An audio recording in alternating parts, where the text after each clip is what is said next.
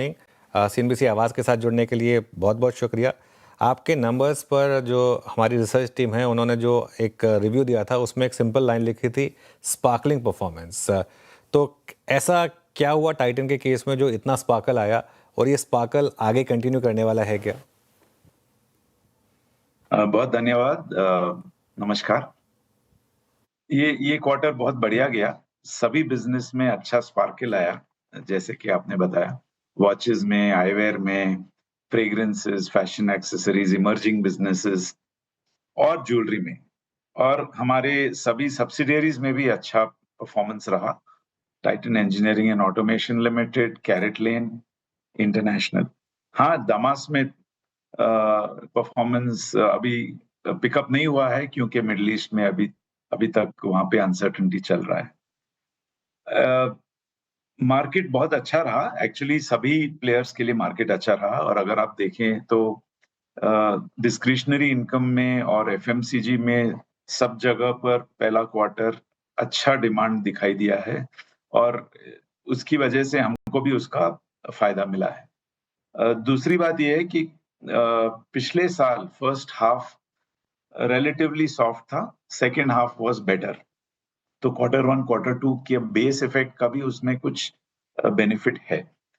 और तीसरा चीज ये है कि हमारे कंपनी के सभी टीम्स का अच्छा फोकस रहा इनोवेशन और एग्जीक्यूशन, डिसिप्लिन्ड एग्जीक्यूशन पर। इसकी वजह से हमें उसका बेनिफिट मिला, क्योंकि क्वार्टर में काफी सारे उतार चढ़ाव आए। गोल्ड प्राइसेस में काफी उतार चढ़ाव थे, और जो प्राइम मिनिस्टर जी का अनाउंसमेंट भी था उसका भी कुछ इफेक्ट आया। कुछ वक्त के लिए अधिक मास का इफेक्ट आया। तो despite all those ups and downs, middle east का वॉर का इम्पैक्ट भी रहा। और फिर काफी सारी बाकी न्यूज भी जो आती रहती हैं कि एल नीनो का क्या इफेक्ट होगा वगैरह, उसका भी इफेक्ट कुछ ना कुछ तो नैरेटिव पे होता है। Despite these ups and downs, Titan के टीम्स फोकस्ड रहे कस्टमर के ऊपर और इनोवेशन के ऊपर और डिसिप्लिन्ड एग्जीक्यूशन। ओके, बिल्कुल अधिक मास का भी इम्पैक्ट था। अच्छा, ज्वेलरी बिजनेस के मार्जिन को लेकर आपने कॉन कॉल में कहा है कि 11% with potential improvement in second half. तो सेकेंड हाफ में मतलब आप क्या टारगेट कर रहे हैं? 11% से और कितना आगे? वो तो हम नहीं कह पाएंगे। हमारा ओवरऑल साल का गाइडेंस रहा है कि around 11% is a stable margin jewellery के लिए, क्योंकि कॉन्स्टेंटली गोल्ड प्राइस का प्राइस बढ़ने से उसका इफेक्ट आते रहता है। दूसरा प्रोडक्ट मिक्स के ऊपर होता है, gold coin, gold jewellery, studded. तो प्रोडक्ट मिक्स कैसे होगा वो हम एग्जैक्टली प्रेडिक्ट नहीं कर सकते हैं, क्योंकि हम स्टडीड रेशियो अभी टारगेट नहीं करते। हम absolute growth in each category, gold jewellery में ग्रोथ कितना करना चाहिए, स्टडीड में कितना करना चाहिए, और गोल्ड कॉइन में कितना होगा, उस हिसाब से हम बिजनेस को आगे बढ़ा रहे हैं, क्योंकि studied ratio is an outcome. तो जो ड्राइवर्स हैं सेकेंड हाफ में, एक तो फेस्टिव सीजन है, फेस्टिव सीजन में हमेशा, और उसके बाद वेडिंग सीजन है, तो उसमें हमेशा रिचर प्रोडक्ट मिक्स बिकता है।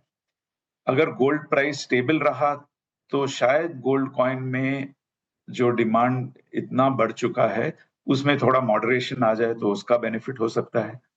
अगर गोल्ड प्राइस स्टेबल रहा तो स्टडीड के मार्जिन में भी स्टेबिलिटी हो सकती है, क्योंकि डायमंड और गोल्ड के प्राइस चेंजेस में अगर इम्पैक्ट आता है तो उसमें स्टडीड ग्रॉस मार्जिन पर इफेक्ट होता है।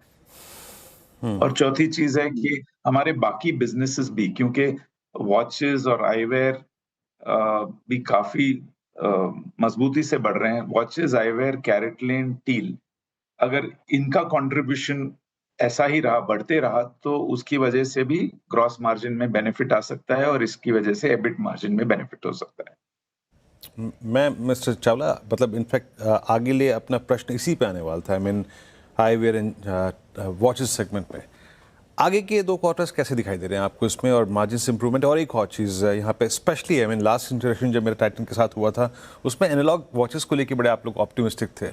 वहाँ से वहाँ पे कैसी ग्रोथ दिखाई दे रही है आपको? बिल्कुल बढ़िया ग्रोथ है। 21% की ग्रोथ हमने रिपोर्ट की है क्वार्टर वन के लिए। उसमें अगर हम एनालॉग को देखा जाए तो मिड-20s में ग्रोथ है और हमें एनालॉग वॉचेस में बहुत डिमांड में बहुत मजबूती दिख रही है। हमारे पास बहुत सारे नए प्रोडक्ट्स कलेक्शंस प्रीमियम एंड पर, मिडल एंड पर, सभी रेंज में, चाहे वो सोनाटा हो, फास्ट ट्रैक हो, टाइटन हो, एज हो, रागा हो, सब में हमें बहुत अपॉर्चुनिटी दिख रही है और इसलिए हमारे हिसाब से Q3, Q4 और भी बढ़िया जाने चाहिए। Q2 में तो अच्छा चल ही रहा है, तो वॉचेस में जो इनोवेशन दिख रहा है प्रोडक्ट में और जो हमने तब्दीली की है रिटेल फॉर्मेट्स में, ताकि वो प्रीमियम कस्टमर और ज़्यादा बेटर एक्सपीरियंस दे सकें कस्टमर को, उस पर हमने काफ़ी गौर दिया है। और तीसरी चीज़ है हम स्टोर एक्सपेंशन में भी काफ़ी मजबूती से बढ़ रहे हैं। आपने देखा होगा कि 34 स्टोर्स हमने ऐड किए Q1 में और काफ़ी प्लान्स हैं हमारे अगले 2-3 क्वार्टर में भी। तो वॉचेस के लिए हम बहुत पॉजिटिव और ऑप्टिमिस्टिक आउटलुक लेके चल रहे हैं। ओके, वॉचेस को लेके आप देखिए काफ़ी ऑप्टिमिस्टिक हैं। चला एक बात और, आई मीन ये लास्ट 2 बार से हम इंटरेक्शन ये भी कर रहे हैं कि जो बाइंग बिहेवियर है कंज्यूमर का, आपके एक तो टिकट साइज में उसमें आपकी रीडिंग क्या कह रही है, और जब 1.40 से 1.45 तक सोना रिट्रेस हुआ तब बाइंग बिहेवियर क्या था, और जो लोअर ग्रामेजेस पे अगर आप देखें जो कैरेट्स पे जो बाइंग बिहेवियर है वो कैसा है? अभी भी 24 कैरेट 22 कैरेट या फिर 18-9 पे भी बाइंग काफ़ी अच्छी हो रही है? पैटर्न क्या है यहाँ पर? देखिए, जो हम देख रहे हैं कि आज कस्टमर स्टडीड में 14 कैरेट लेने में बिल्कुल कोई दिक्कत नहीं है। बहुत सारे कस्टमर्स अभी 18 कैरेट से 14 पहुंच चुके हैं और भी होने वाले हैं, क्योंकि हमने भी उस हिसाब से प्रोडक्ट मिक्स में तब्दीली लाई है और भी लाते रहेंगे।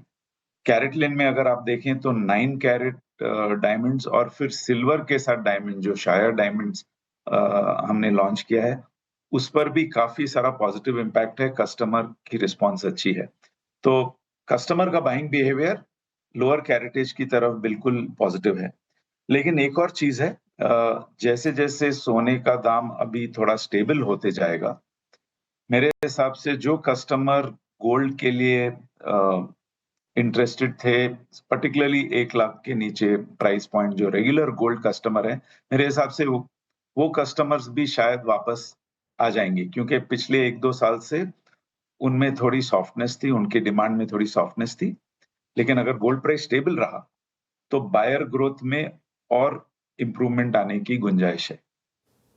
टिकट साइज ग्रोथ तो आते रहा है और आगे जाकर भी आते रहेगा, क्योंकि जो HNI कस्टमर्स हैं या जो अपर मिडिल क्लास कस्टमर है, उनकी एस्पिरेशन उनको रिचर प्रोडक्ट मिक्स की तरफ लेके जा रही है और हमारी कलेक्शंस।